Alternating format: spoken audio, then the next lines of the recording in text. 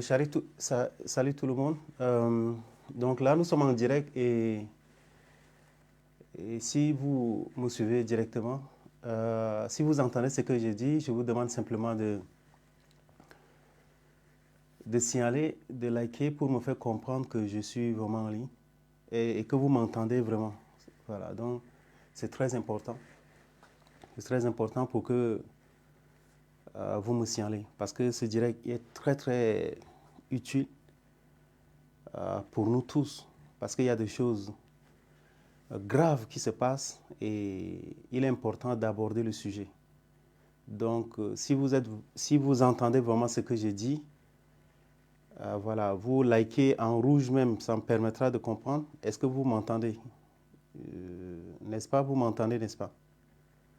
Voilà, c'est vrai que je ne vois pas les commentaires, mais déjà quand vous envoyez en rouge, ça veut dire que vous comprenez.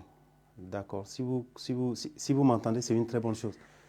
Donc nous allons aborder des sujets vraiment sérieux et il est temps vraiment de parler de ces choses-là. Il y a souvent des choses que nous ne connaissons pas, des choses qui arrivent dans la vie, surtout en tant que Tchadien. Donc nous allons simplement nous intéresser à notre nation, au Tchad.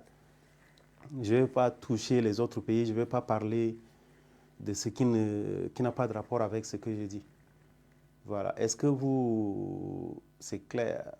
Voilà. Donc voilà. Donc apparemment, c'est que vous m'entendez bien.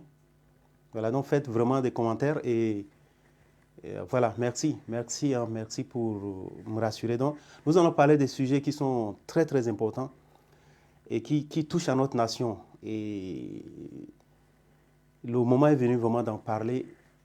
Et c'est, voilà, merci, merci pour tous. Donc, essayez de partager cette vidéo dans tous les groupes. On ne sait pas si cette vidéo sera censurée, cette vidéo sera coupée après. Je ne suis pas sûr hein, que ça va être vraiment en ligne pendant longtemps, mais partagez dans beaucoup de groupes et que les gens qui doivent suivre, ils doivent entendre et même si c'est supprimé après, c'est pas grave. Parce que j'ai mis sur YouTube et YouTube n'a pas permis que ça passe. Voilà. Donc, en tant que Tchadien, nous vivons des choses que nous ne comprenons pas. Par exemple, quelqu'un qui se bat au Tchad par tous les moyens, mais il ne trouve pas d'ouverture. On sait très bien qu'il travaille, mais qu'est-ce qui ne va pas? Il ne s'en sort pas.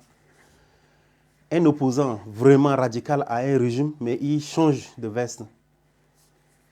Vous êtes secrétaire, vous êtes gardien dans une société parapublique.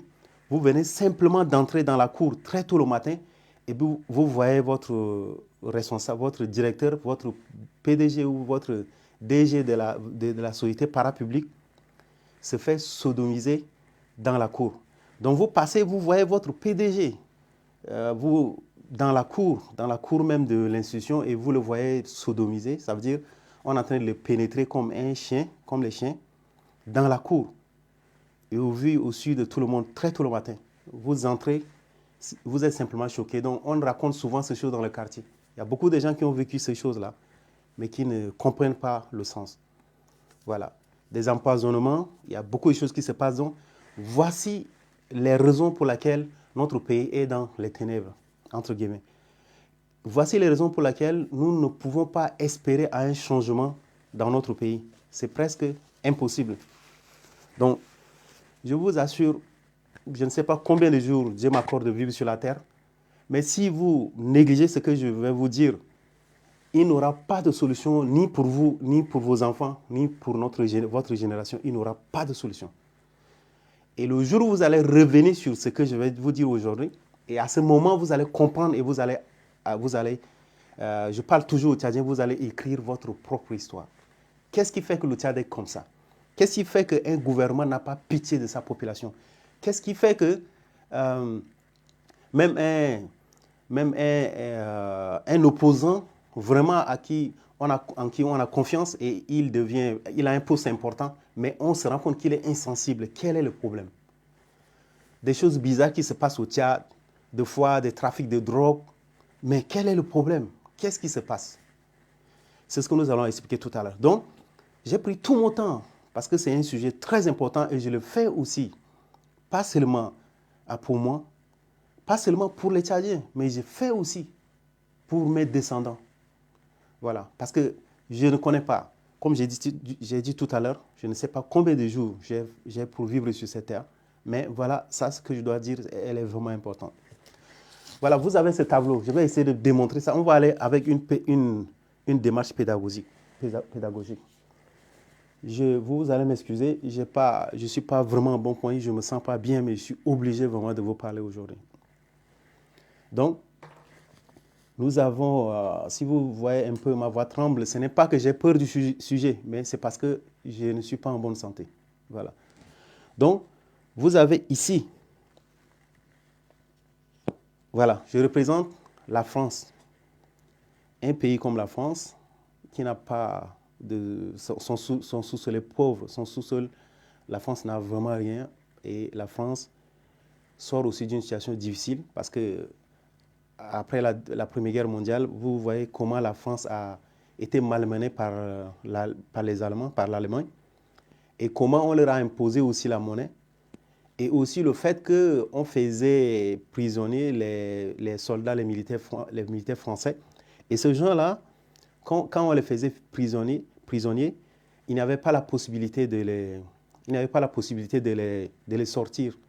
Donc il y a des Français qui venaient directement à travailler pour les Allemands.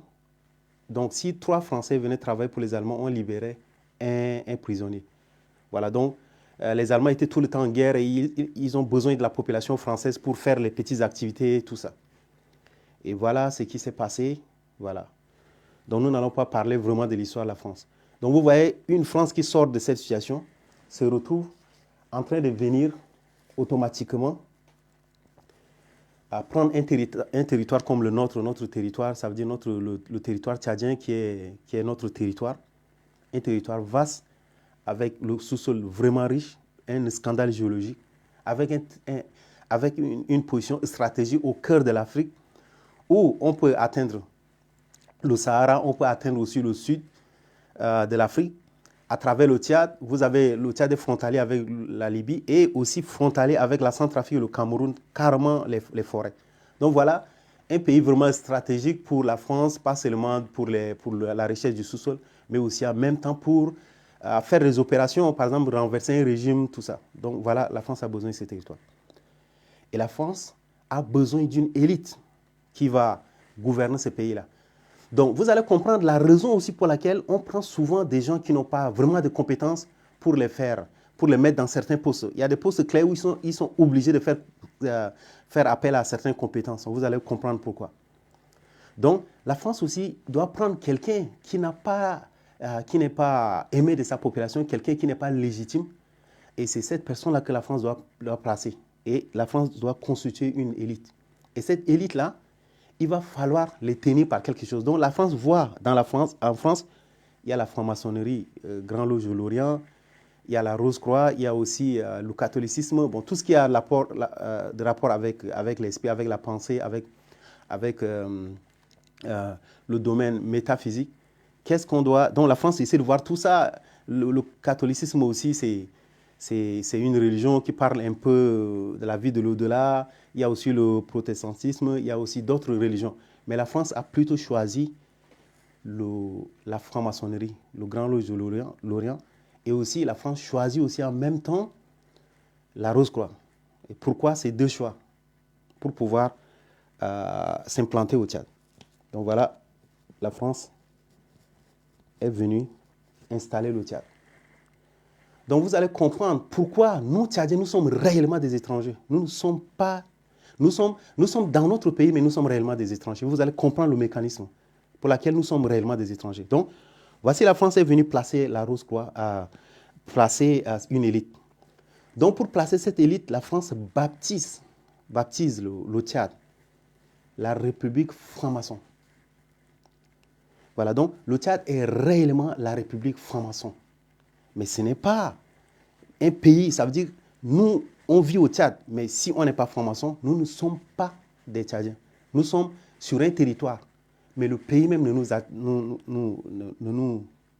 n'est pas pour nous. Ça veut dire que le système, l'administration, tout ça est conçu avec la franc-maçonnerie. Et ce qui fait que ça nous a jamais profité, ça ne va jamais nous profiter dans le futur. Maintenant, quand la France a placé la franc-maçonnerie maintenant, a baptisé la franc-maçonnerie, ça veut dire la franc-maçonnerie, c'est comme une association où il y a... Donc avant d'aller plus loin, on va éviter de faire quelques amalgames et c'est des sujets peut-être qu'on va revenir dans le futur. Donc nous avons... La franc-maçonnerie, c'est d'abord dans le monde, c'est une quête, c'est une quête de spiritualité. Il y a beaucoup de francs-maçons, même en Grande-Bretagne ici, il y a des francs-maçons. Voilà, donc on prend ça, on symbolise, la France est ici, on prend ici, ça symbolise les autres francs-maçons. Les autres francs-maçons, peut-être pour l'Angleterre, pour d'autres pays, on va simplement